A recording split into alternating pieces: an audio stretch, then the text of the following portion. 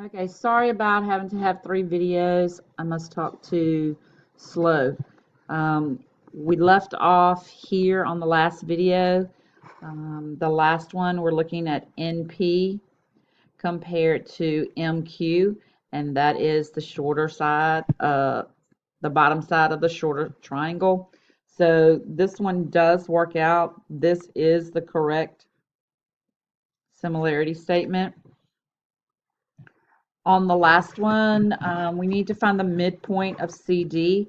And remember how we can do that? We can actually count. We go up 1, 2, 3, 4, 5, 6. And we go over 1, 2, 3, 4. This one is a nice whole number. So half of 6 is 3. So we're going to go up 3. 1, 2, 3. And over half of 4 is 2. So we're looking at the point right here. Excuse me, at -1, +1. So the midpoint is -1, +1. Or we could have added our x's, divided by 2, added our y's, divided by 2. If we do that, we're going to look at the point -3, -2, and that's C. And then D is the point 1, 4. So my x values, I have -3 plus 1 divided by 2. I have, for my y values, -2 plus 4 divided by 2. -3 plus 1 gives me a -2. So -2 over 2. -2 plus 4 gives me a +2 over 2. If I divide both of those, then I end up with the point -1, +1.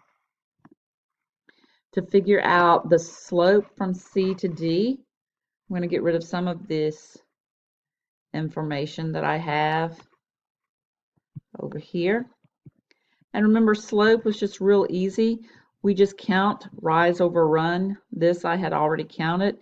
That was 6 over 4. We reduced that to 3 over 2. That's my slope. Perpendicular slope means we have to do 2 things. We have to flip it,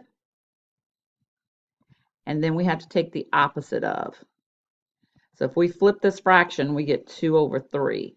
And the opposite of a positive is a negative. So that would be my perpendicular slope.